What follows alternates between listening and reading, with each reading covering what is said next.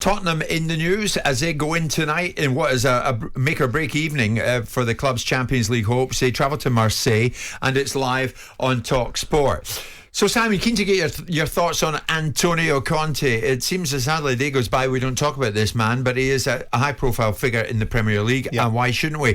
So 12 months on, what's our view of him? Before you give me that, just in the last few days, Conte, Up until a few days ago, Conte had not really been wanting to be drawn on his contract situation or even talk about the future of the club under his tenure. But this was as near as we've got to him about where's he going with his Tottenham Hotspur.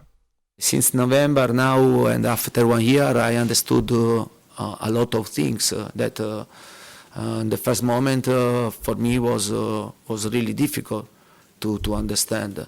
Now I'm going into Tottenham world, and I understand very well which is our situation, which is our position, which is our starting point, how long is the path that we have to do to be competitive, to fight for something important. And now for sure for me is my knowledge is about Tottenham. I have more knowledge is more complete. For this reason, I will be prepared at the moment that we are going to speak with the club to understand which is the best for the future. But I repeat, now we have to be focused on the present because we want to do our best on the present. And my desire, my will, and with my players to do our best, and we have to do everything to give satisfaction to our fans. This must be the best aspiration from everybody. Then for the other situation, we'll see at the right moment. Do you know, from that, Simon, I take it that from the start, maybe from the outset, he wasn't too sure about where Tottenham is in timescale terms of what they may or may not achieve under him. Now he's got a better perception of what the club wants, what he wants, and when he might achieve something. And who he's working with, and what the relationship looks like from that point of view. I mean, he had to be convinced, because he wasn't convinced in the summer of 21, hence the reasons why they didn't take him, because the sporting director allegedly wanted him and had worked with him previously. And so what you've got is a far more informed and under focus Antonio Conte in terms of the relationship he has. Now, what he's achieved over the last 12 months, he's achieved being able to get £200 million out of Daniel Levy. He's achieved settling down, which is why I pushed back on Graham Souness's what I thought was a ridiculous column in the Mail, based upon pulling figures out of his back, ideas out of his backside about the conflict coming with Daniel Levy. Because about a year ago, we were all talking, no, not like a year, about 8 months ago, there was a lot of talk about how this was not going to be a relationship that works. That has settled down. People are not arguing or suggesting that Antonio Conte can't work with Daniel Levy anymore. They're now looking at what Conte's going to achieve. Well, am I right that you cleared that up a bit for us at the time because you started a text exchange with Levy? Well, I spoke to Daniel, yeah. I mean, it was after the Burnley game, wasn't it, about the emotional outbursts, and I sort of said, without wanting to get into any sort of xenophobic observation and generalisation, an emotional Italian getting a little bit carried away with himself. And, Daniel had a similar sort of view without being disrespectful to his own manager. You look at Conte, they're third in the league. They are building a side. 11 months into their development, I wonder how comprehensive Liverpool's outcome was 11 months into Klopp's development from 2015. They might have got into European finals, but those paths were already laid by other people and other people's achievements.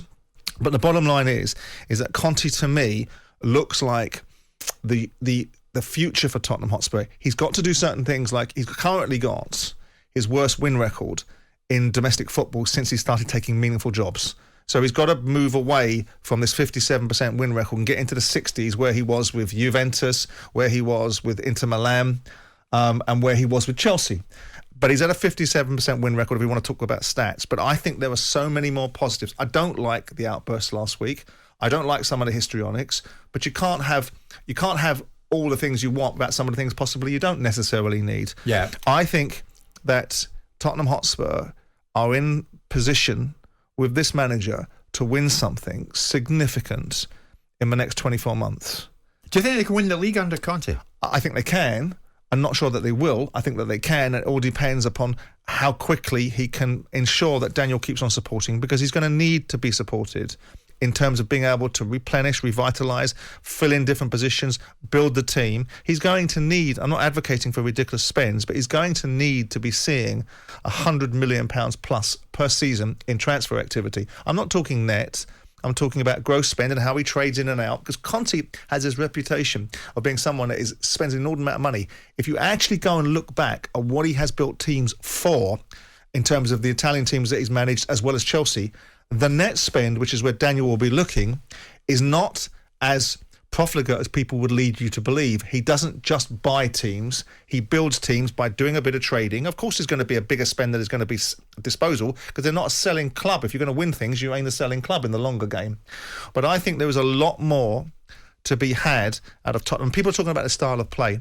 I think he's trying to build a discipline, a culture, and a framework for which they can launch off and play slightly better when they've got the basic disciplines in place. Yeah. And I think that's what he's doing. We're going to head to the cricket and get an update in a second, but in Group D in the Champions League, Tottenham, Sporting Lisbon, Frankfurt, Marseille, they're all able to finish top or miss out on the round of 16 altogether, Simon. So Spurs need a draw tonight, Marseille, to progress. Do they get it? They've got to beat Marseille. Eintracht Frankfurt went over there and beat them. Yeah. Spurs are a better team than Eintracht Frankfurt. They've got to go over to Marseille and do a job on Marseille in the same way, albeit they weren't that compelling at Tottenham Stadium at the beginning of the group. They are perfectly capable of going and winning that game. And if they don't win that game and they don't get something out of it, I don't want to hear any old tosh from Antonio Conte about whose fault that is and how Tottenham's officials have got to go and talk to UEFA about the conspiracy theory against them. Oh, it'll certainly be a cauldron in the Velodrome tonight. Jim White and Simon Jordan. Monday to Friday mornings from 10 on AM, on DAB, via the talkSPORT app and on your smart speaker. talkSPORT.